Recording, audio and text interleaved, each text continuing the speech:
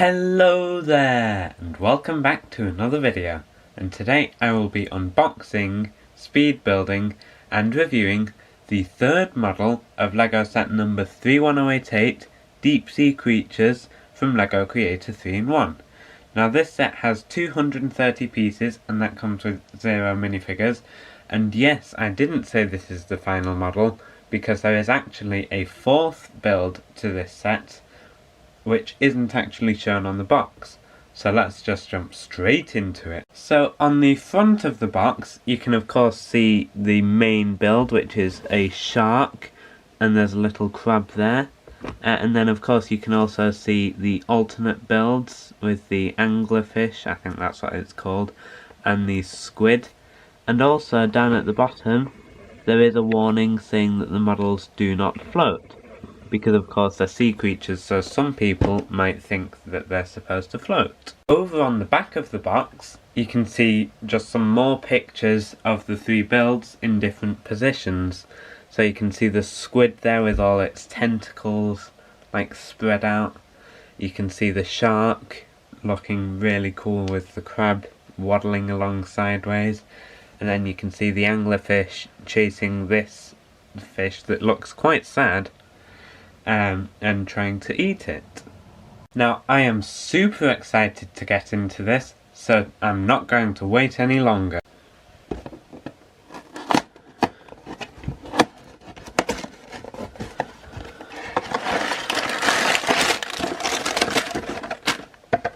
Here's everything that came inside the box. 3 unnumbered bags of Lego.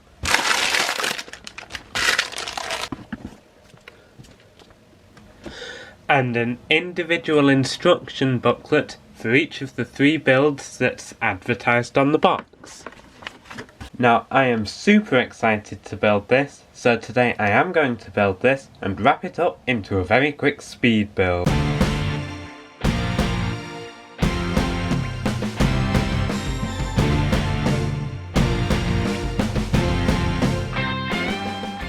So here is the completed build. Build time today was about 18 minutes, and let's just jump straight into it. Now this is actually a really great build. It's of course got all these tentacles back here, and each one of those is actually connected with a ball joint to the body.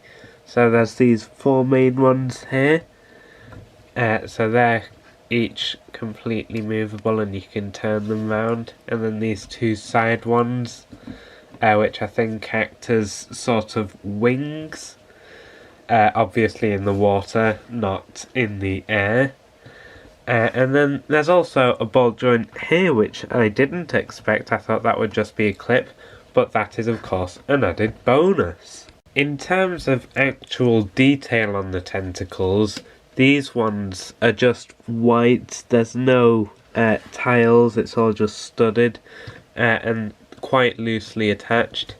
These ones look quite nice though, with the roundness of the slopes, and there's some jumper plates for just nice tasteful studs. And these ones underneath are actually different. They're not as rounded, they're not quite as good, but I mean, I'm not being that picky. The main body section looks really good. It's got, of course, an eye on each side. It's got these, I'm not really sure what they're meant to represent. Although, and you've heard me say this a lot throughout these videos, I'm not an expert on squids, so I don't know what that is. There's some nice smoothness on the top with a tile. A couple of nice studs, and then a cheese slope there as well. And also something else I forgot to mention, there is those nice teeth pieces there, because I do know that that's where a squid's mouth is, so that's correct. Nothing on the bottom, just the anti-studs, but yeah, it's a nice mid-section. And this section up here is nice as well. It is shown everywhere to be up at an angle like that, but it does fall down very easily. Like if I just pick it up, it falls down. It's quite hard to get it to stay in that position. You have to hold it there, and it does stay there, but once you put it down, it doesn't hold there very well. But then this is quite a heavy thing, and it's just clipped on with 2 clips, so it's understandable that it's gonna sag down. But anyway, in terms of this actual section, there's these cheese slopes on either side. I think they're to represent gills, so that's nice. And then some tiles there and another cheese slope on both sides, and then also these cheese slopes here to make like a point, I assume for aerodynamics or whatever it's called in the water. And that's why this whole section is rounded. You can see all that nice rounding, especially with the top and the bottom there. All in all, I think this is a great rebuild to a great set.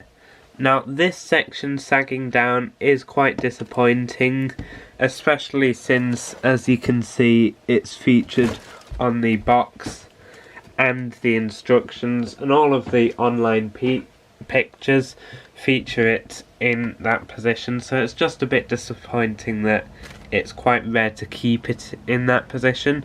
But apart from that, there's quite a lot of flexibility. It's very fun to play around with. You could even stand it up like that if you really wanted to. Now that is quite a rare position for a squid to be in, I know that much. But yeah, it's just a really great build with some spare pieces. So yeah, there's quite a few. Again, there's like this treasure chest, there's this sand dune, there's the seaweed. So again, they could have done something with that. Like maybe put some of these down, somehow made some sort of coral area with that, and that would have reduced the spare pieces.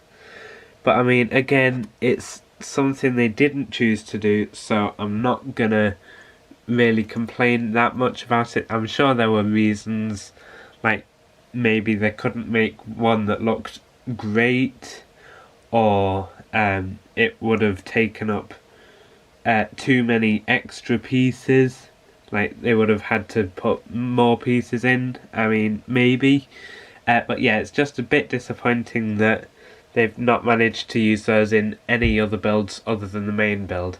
Anyway, it's a great build. Thanks for watching, and I'll see you next time.